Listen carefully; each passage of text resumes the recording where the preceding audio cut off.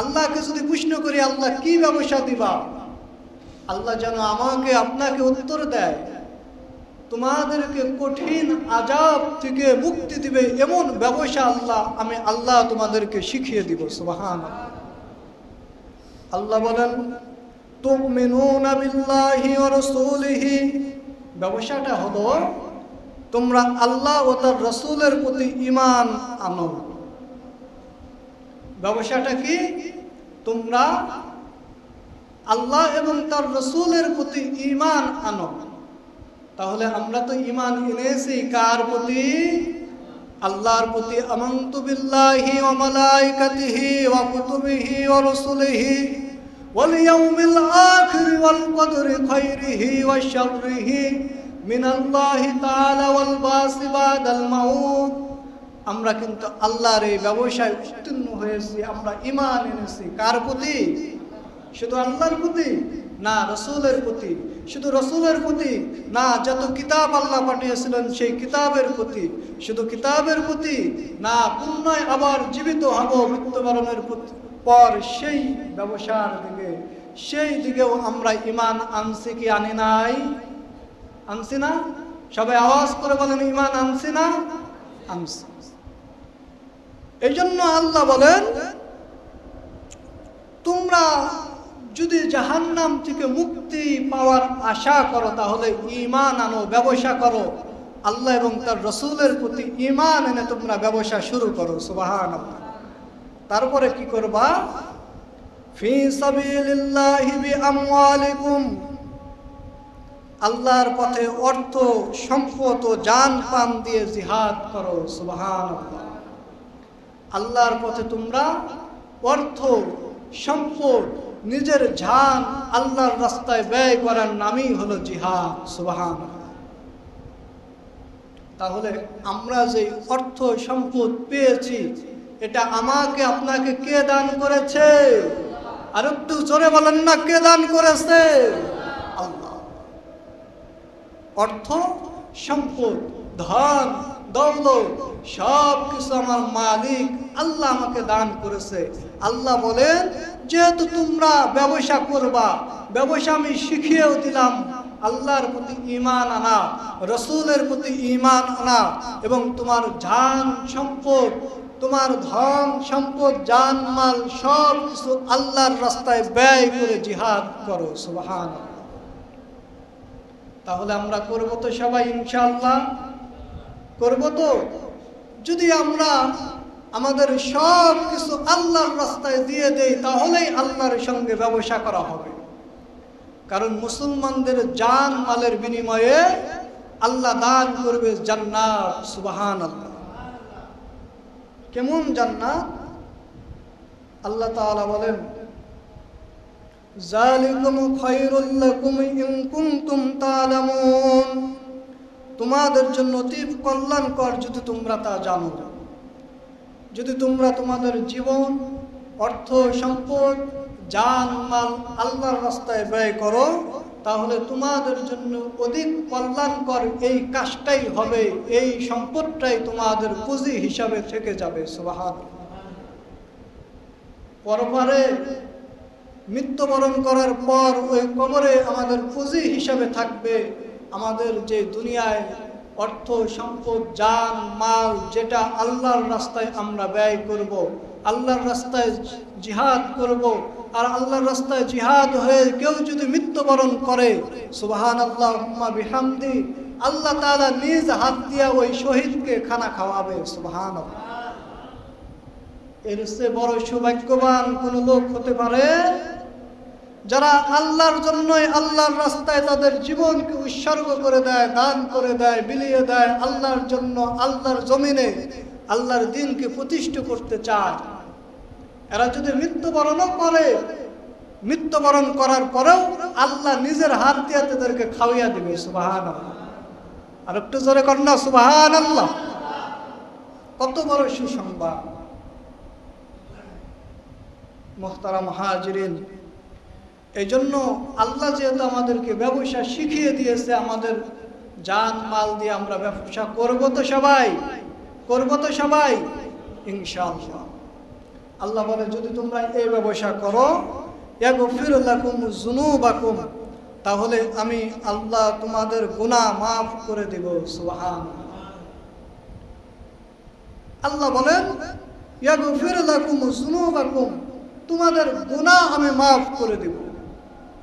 তাহলে গুনাহ মাফ পাওয়ার শর্ত হলো ঈমান আনা, রাসূলের প্রতি ঈমান আনা, আল্লাহর প্রতি ঈমান আনা, সব কিছুর প্রতি ঈমান আনার পরে নিজের অর্থ সম্পদ দিয়ে ইসলামের জন্য কাজ করা, নিজের জীবন দিয়ে ইসলামের জন্য কাজ করা, নিজের দেহ দিয়ে নিজে আল্লাহর পায়ে সিজদা করা।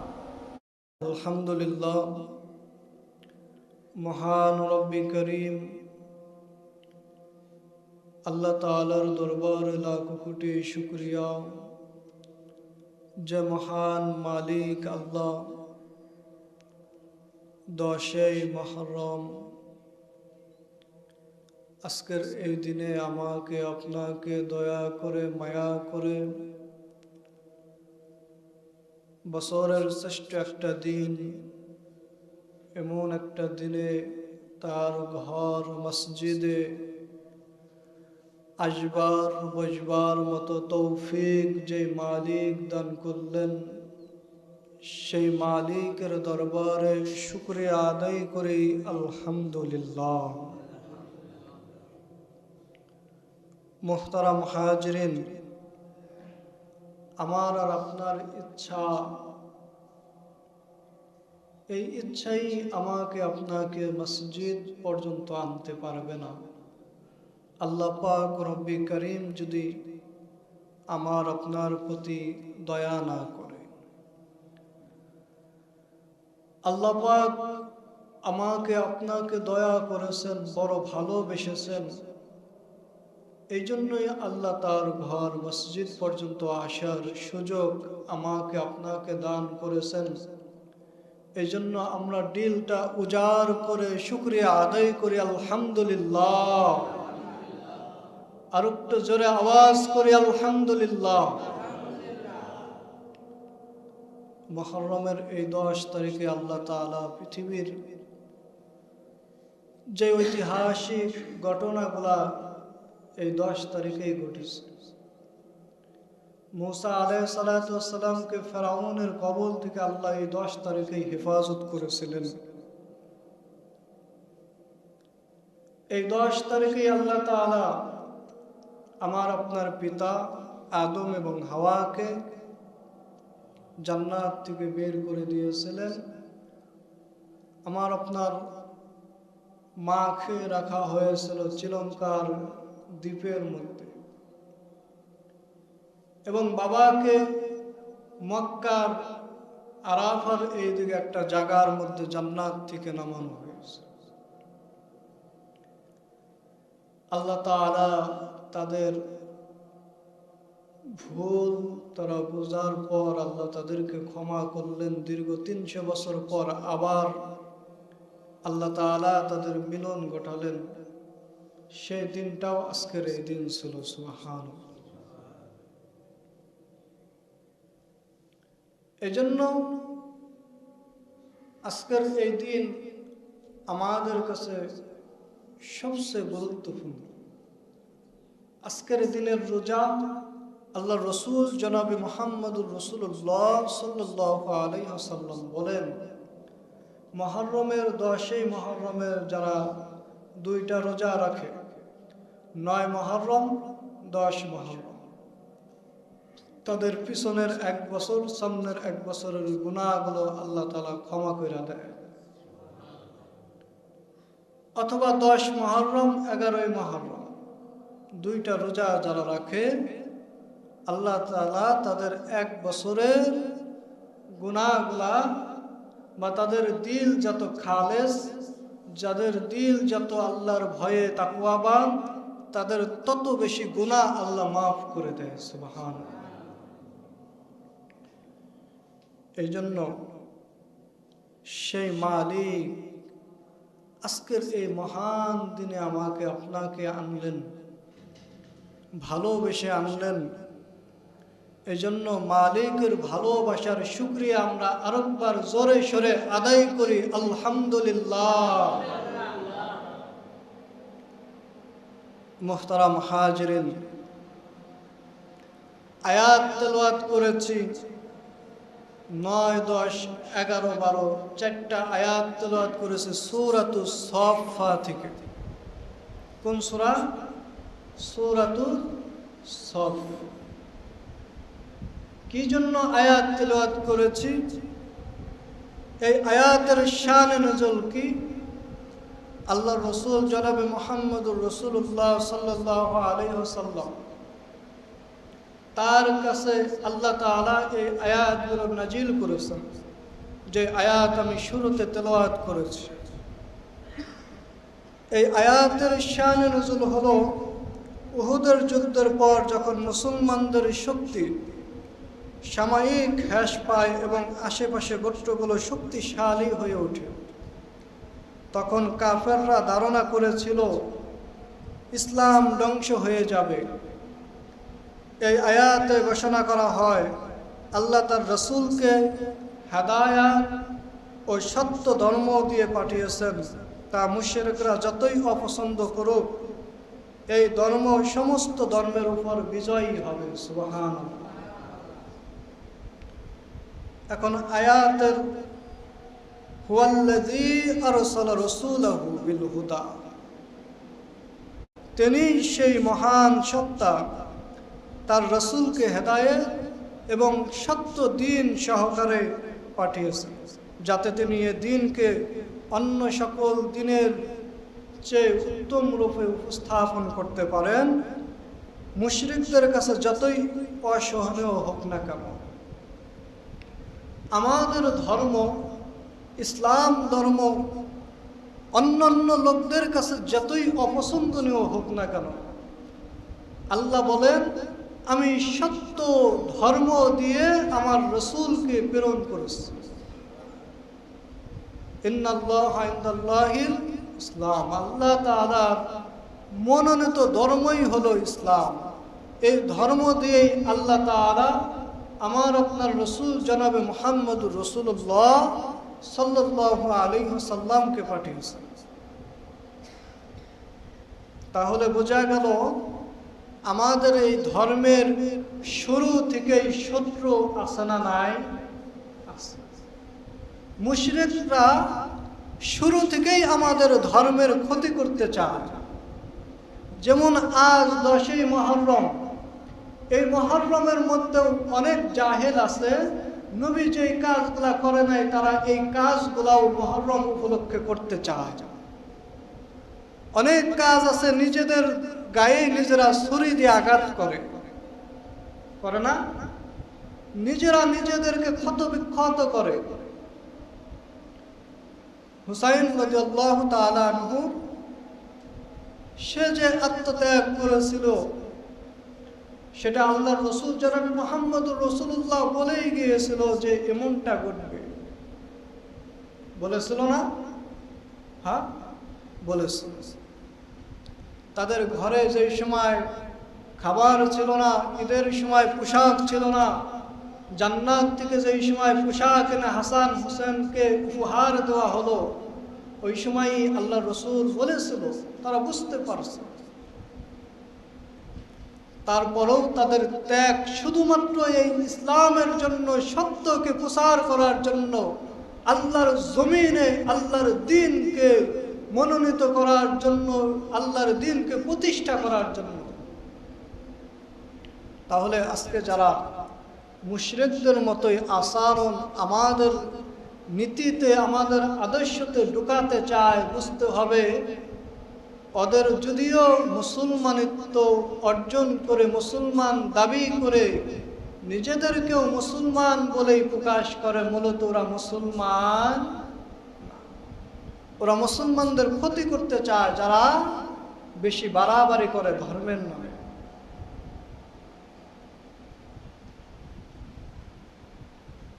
এই জন্য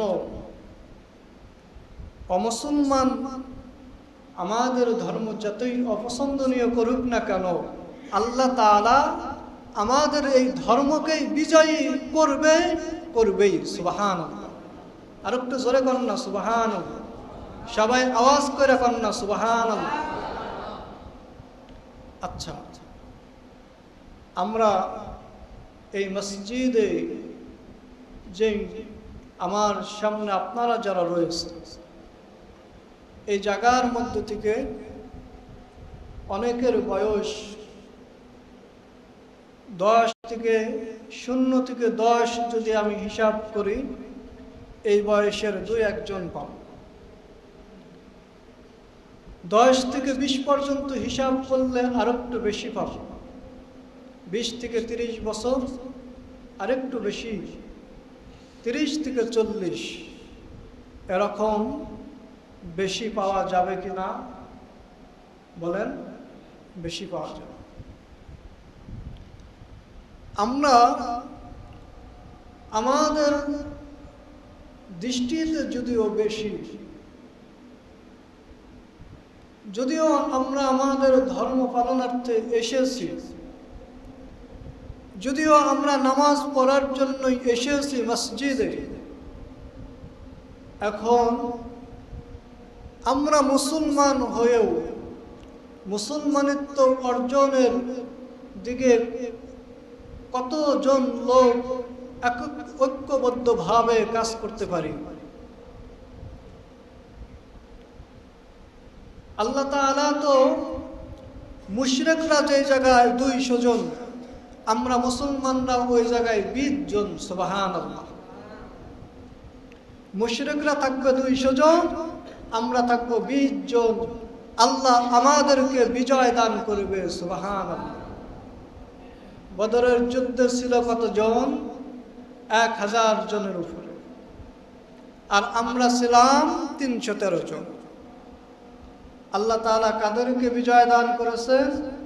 মুসলমানদেরকে। এই জন্য দুনিয়ার মানুষ যে কথাই বলুক না কেন, আমরা আমাদের ধর্ম থেকে, ইসলাম ধর্ম থেকে মুশরিকদের কালচারগুলো আমরা যেন আঁকড়ে না ধরি। কারণ তারা আমাদের ক্ষতি করতে চায়, কিন্তু আল্লাহ আমাদেরকে বিজয় দিতে চায়। সুবহানাল্লাহ। কে বিজয় দিতে চায়? আল্লাহ। আল্লাহ পাক রব্বি করিম পরের আয়াতের মধ্যে বলেন, ইয়া আইয়ুহাল্লাযীনা আমানু, হে ঈমান আনয়নকারীগণ, যারা ঈমান আমরা আনলাম নবীর সত্য হেদায়েতের ধর্মের উপর, ইসলাম ধর্মের উপর যারা আমরা ঈমান আনলাম, আল্লাহ এখন আমাদেরকে ডাক দিয়ে বললেন, হে ঈমান আনয়নকারীগণ, কারণ আমরা ঈমান এনেছি, মুসলমান যারা আমরা তারাই শুধুমাত্র এই মসজিদে এসেছি। কথা ঠিক না? হ্যাঁ, আমরা যারা মুসলমান তারাই মসজিদে এসেছি। আল্লাহ যেন আমাদেরকে আহ্বান করে ডাক দিয়ে কয়, ইয়া আইয়ুহাল্লাযীনা আমানু, হে ঈমান আনয়নকারীগণ, হাল আদুল্লুকুম আলা তিজারাতিন তুনজিকুম, আমি কি তোমাদেরকে এমন একটি ব্যবসায়ের সন্ধান দিব? কে বলেন? বলেন সবাই, কে বলেন? আল্লাহ বলেন, আমি কি তোমাদেরকে এমন একটি ব্যবসার সন্ধান দিব? এখন আমরা কি এই সন্ধান নিতে চাই কিনা? সবাই চাই তো? সবাই চাই তো? আল্লাহ বললেন, আমি তোমাদেরকে ব্যবসার সন্ধান দিব। কি ব্যবসা? মিন আযাবিন আলিম, তোমাদেরকে কঠিন আযাব থেকে মুক্তি দিবে সেই ব্যবসা। সুবহানাল্লাহ। আল্লাহকে যদি প্রশ্ন করি, আল্লাহ কি ব্যবসা দিবা, আল্লাহ যেন আমাকে আপনাকে উত্তর দেয়, তোমাদেরকে কঠিন আযাব থেকে মুক্তি দিবে এমন ব্যবসা আমি আল্লাহ তোমাদেরকে শিখিয়ে দিব। সুবহানাল্লাহ। আল্লাহ বলেন, তুমিনুনা বিল্লাহি ওয়া রাসূলিহি, ব্যবসাটা হলো তোমরা আল্লাহ ও তার রাসূলের প্রতি ঈমান আনো। ব্যবসাটা কি? তোমরা আল্লাহ এবং তার রাসূলের প্রতি ঈমান আনো। তাহলে আমরা তো ঈমান এনেছি কার প্রতি? আল্লাহর প্রতি। আমানতু বিল্লাহি ওয়া মালাইকাতিহি ওয়া কুতুবিহি ওয়া রাসূলিহি ওয়াল ইয়াউমিল আখির ওয়াল কদরি খাইরিহি ওয়া শাররিহি মিনাল্লাহি তাআলা ওয়াল বাসি বাদাল মাউত। আমরা কিন্তু আল্লাহর এই ব্যবসায় উত্তীর্ণ হয়েছি, আমরা ঈমান এনেছি কার প্রতি? শুধু আল্লাহর প্রতি না, রাসূলের প্রতি। শুধু রাসূলের প্রতি না, যত কিতাব আল্লাহ পাঠিয়েছিলেন সেই কিতাবের প্রতি। শুধু কিতাবের প্রতি না, পুনরায় আবার জীবিত হব মৃত্যুবরণের পর সেই ব্যবসার দিকে, সেই দিকেও আমরা ঈমান আনছি কি আনি নাই? আনছি না? সবাই আওয়াজ করে বলেন, ঈমান আনছি না? আনছি। এই জন্য আল্লাহ বলেন,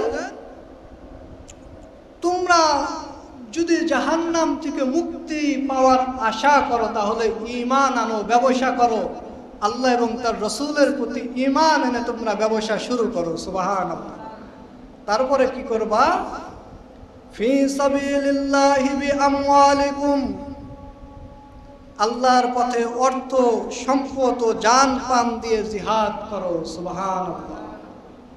আল্লাহর পথে তোমরা অর্থ, সম্পদ, নিজের জান আল্লাহর রাস্তায় ব্যয় করার নামই হলো জিহাদ। সুবহানাল্লাহ। তাহলে আমরা যে অর্থ সম্পদ পেয়েছি এটা আমাকে আপনাকে কে দান করেছে? আর একটু জোরে বলেন না, কে দান করেছে? আল্লাহ। অর্থ, সম্পদ, ধন, দৌলত সব কিছু আমার মালিক আল্লাহ আমাকে দান করেছে। আল্লাহ বলেন, যেহেতু তোমরা ব্যবসা করবা, ব্যবসা আমি শিখিয়েও দিলাম। আল্লাহর প্রতি ঈমান আনা, রাসূলের প্রতি ঈমান আনা এবং তোমার জান সম্পদ, তোমার ধন সম্পদ, জান মাল সব কিছু আল্লাহর রাস্তায় ব্যয় করে জিহাদ করো। সুবহানাল্লাহ। তাহলে আমরা করব তো সবাই ইনশাআল্লাহ? করব তো? যদি আমরা আমাদের সব কিছু আল্লাহর রাস্তায় দিয়ে দেই তাহলেই আল্লাহর সঙ্গে ব্যবসা করা হবে। কারণ মুসলমানদের জান মালের বিনিময়ে আল্লাহ দান করবে জান্নাত। সুবহানাল্লাহ। কেমন জান্নাত? আল্লাহ তাআলা বলেন, যালিকুম খায়রুল লাকুম ইন কুনতুম তা'লামুন, তোমাদের জন্য অতি কল্যাণকর যদি তোমরা তা জানো। যদি তোমরা তোমাদের জীবন, অর্থ সম্পদ, জান মাল আল্লাহর রাস্তায় ব্যয় করো তাহলে তোমাদের জন্য অধিক কল্যাণকর এই কাজটাই হবে, এই সম্পদটাই তোমাদের পুঁজি হিসাবে থেকে যাবে। সুবহানাল্লাহ। পরপারে মৃত্যুবরণ করার পর ওই কবরে আমাদের পুঁজি হিসাবে থাকবে আমাদের যে দুনিয়ায় অর্থ সম্পদ, জান মাল, যেটা আল্লাহর রাস্তায় আমরা ব্যয় করব, আল্লাহর রাস্তায় জিহাদ করব। আর আল্লাহর রাস্তায় জিহাদ হয়ে কেউ যদি মৃত্যুবরণ করে, সুবহানাল্লাহুম্মা বিহামদি, আল্লাহ তাআলা নিজ হাত দিয়া ওই শহীদকে খানা খাওয়াবে। সুবহানাল্লাহ। এর চেয়ে বড় সৌভাগ্যবান কোন লোক হতে পারে?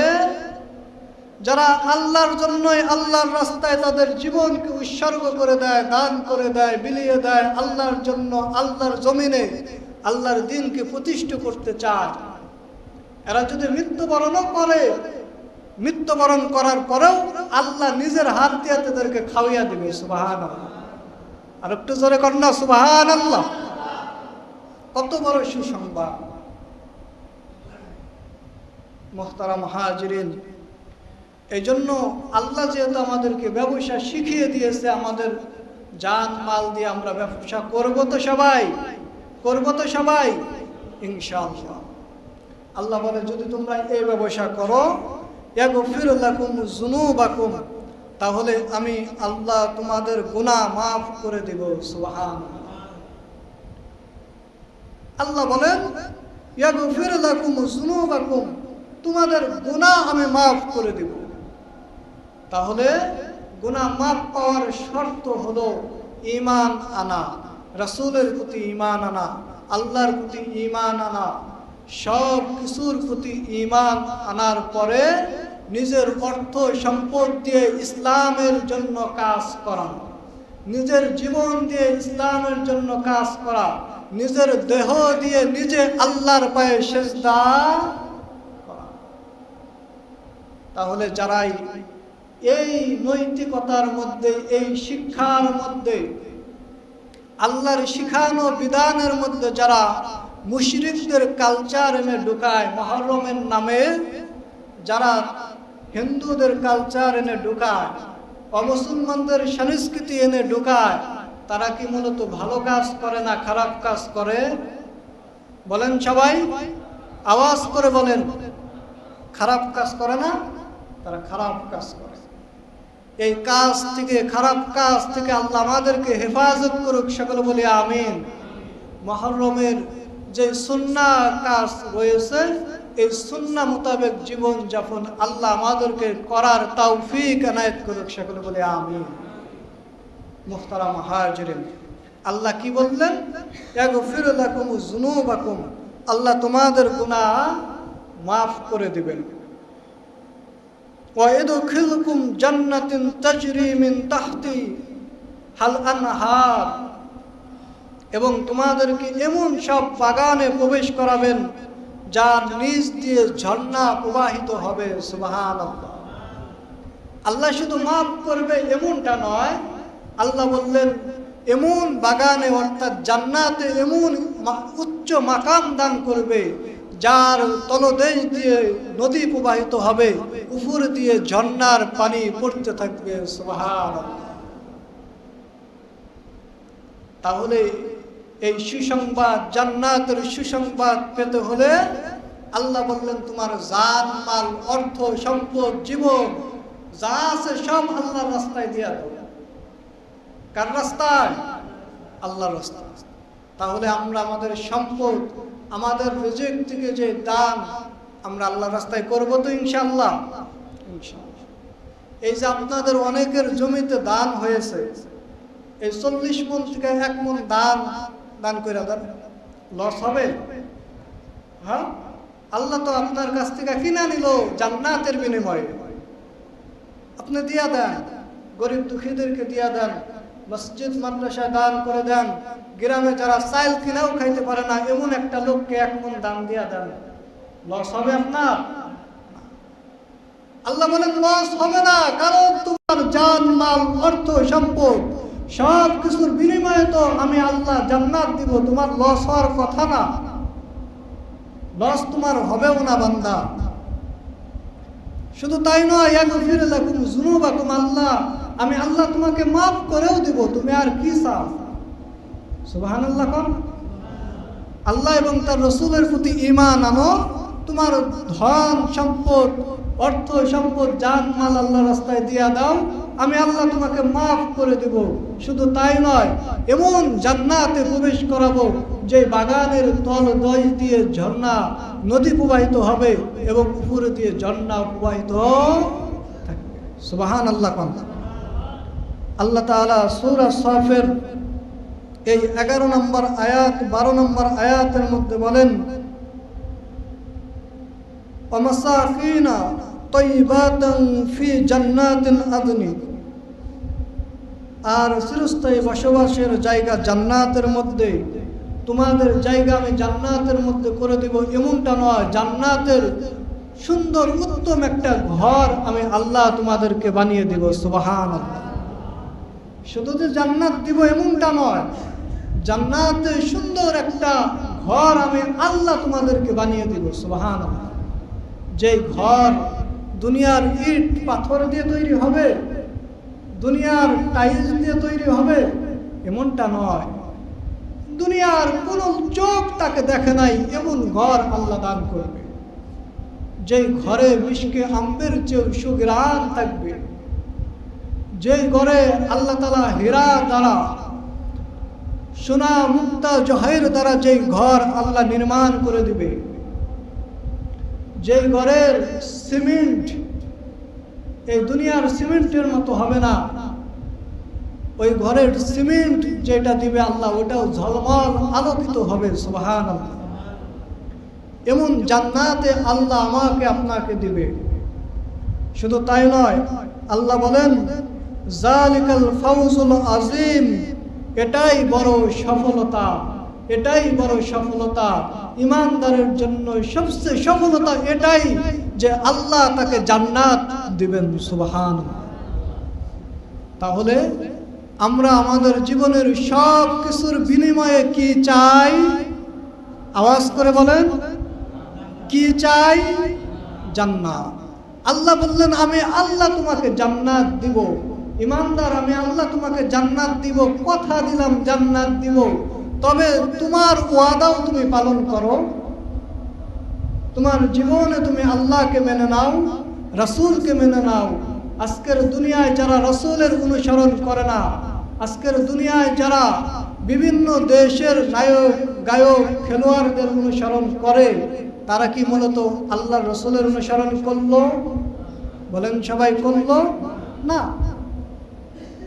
আজকের দুনিয়ায় যারা অন্য মানুষের অনুসরণ করলো,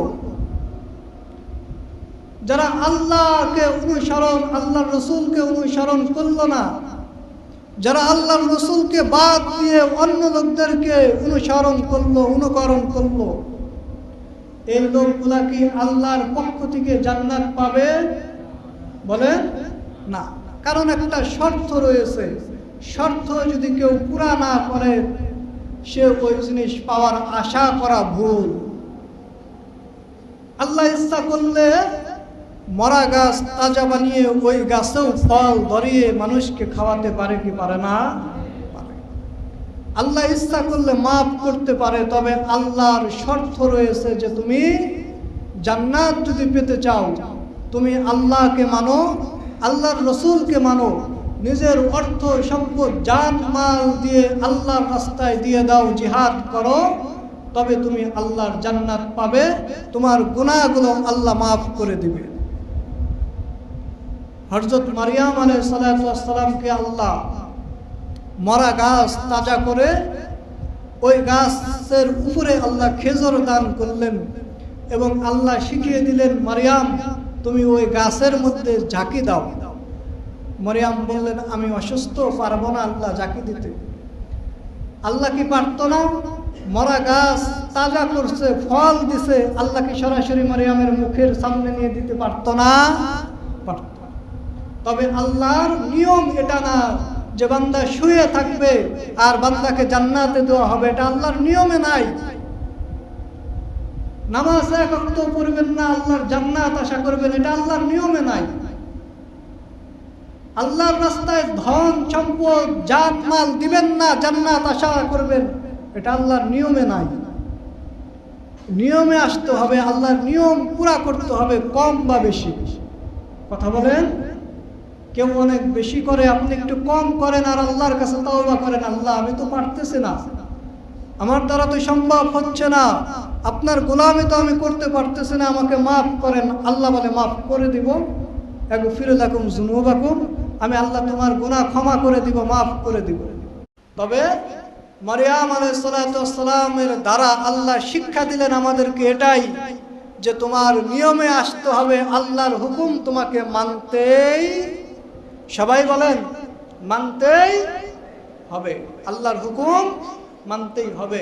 মারিয়াম আলাইহিস সালাতু ওয়াস সালাম ওই গাছটার কাছে যে একটু ছোঁয়া দিলেন, একটু এমন করে ধরলেন। অসুস্থ লোক, খেজুর গাছ থেকে তো আর ঝাঁকি দিয়ে খেজুর পারা যায় না, ধরলেন, একটু হাতটা নাড়াচাড়া করলেন, আল্লাহ সঙ্গে সঙ্গে গাছ থেকে খেজুরকে নিচে ফেলে দিলেন। মারিয়াম আলাইহিস সালাতু ওয়াস সালাম খুঁটে খুঁটে ওই খেজুরগুলো খাইলেন। সুবহানাল্লাহ।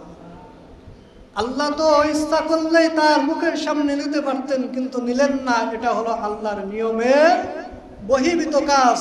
এই জন্য আল্লাহর নিয়ম তান্ত্রিক কাজ আমাদের করতে হবে, ভালো লাগুক আর খারাপ লাগুক, আল্লাহর পথেই আমাকে আপনাকে চলতে হবে। কথা বলেন, আল্লাহর রাস্তায় ধন সম্পদ জান মাল আমাকে খরচ করতে হবে এবং আল্লাহর প্রতি আমাকে ঈমান আনতে হবে, আল্লাহর পথে ধন সম্পদ দিয়ে দিতে হবে এবং আল্লাহর জন্যই আমাকে ব্যবসা করতে হবে।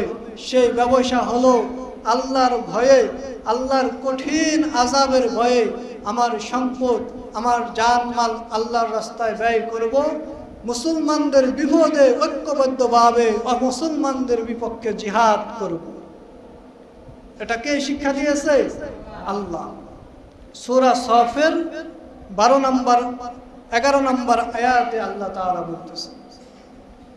9 থেকে এই 12 নম্বর আয়াতের যে তাফসীর আমি আপনাদের সামনে আজকে করলাম শানে নুজুল সহ, এর মূল আলোচনা হলো যারা আল্লাহর নাজাত চায় তারা আল্লাহর হুকুম মানবে, আর আল্লাহর হুকুম মানলেই আল্লাহ মাফ করবে, আর এর উসিলায় আল্লাহ তাদেরকে চিরস্থায়ী জান্নাত দান করবে। সকলে বলি সুবহানাল্লাহ।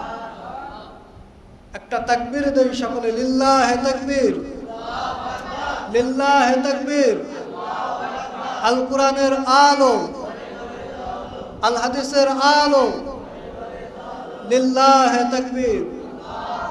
মুহতারাম হাজিরিন, সম্মানিত মুসল্লিয়ানে কিরাম, আমি আমার আলোচনায় আপনাদেরকে এতটুকু বুঝাতে চেয়েছি, মুশরিকদের মতো আমরা যেন হীনমন্য না হই। আমরা যেন মনে করি না যে মুসলমান 20 জন আর মুসলমান 200, এর জন্য আমরা বিজয় লাভ করতে পারবো না, এরকম যেন মনে না করি। কারণ 200-র প্রেক্ষাপটে 20 জনকেই আল্লাহ বিজয় দান করবে যদি ঈমানদার হয়। সুবহানাল্লাহ। এজন্য সেই ঈমান, সেই বিশ্বাস, আল্লাহর প্রতি বিশ্বাস, তার রাসূলের অনুসরণ এবং আল্লাহর সঙ্গে ব্যবসা হলো জানমাল দিয়ে আল্লাহর পথে ব্যবসা। তবেই আল্লাহ মাফ করবে, আল্লাহ আমাদেরকে ক্ষমা করবে। শুধু তাই নয়, আল্লাহ জান্নাতের উঁচু মাকাম আমাদেরকে দান করবে। জান্নাতে আল্লাহ আমাদের জন্য ঘর বানিয়ে দিবে। এমন ওয়াদা পূরণ করে আল্লাহর কাছ থেকে আল্লাহর জান্নাত আমাদেরকে কিনে নেওয়ার তৌফিক, আল্লাহর গোলামি করে আল্লাহ আমাদেরকে সেই তৌফিক এনায়েত করুক। সকলে বলি আমিন। এতক্ষণ যে আলোচনা করলাম, আল্লাহ তাআলা আমাকে সহ আপনারা যারা শুনলেন আপনাদেরকেও মালিক আল্লাহ ইবাদত করার তৌফিক দান করুক। সকলে বলি আমিন। ওয়া আখির দাওয়ানা আনিল হামদুলিল্লাহি রাব্বিল আলামিন। আসসালামু আলাইকুম ওয়া রাহমাতুল্লাহি ওয়া বারাকাতুহু।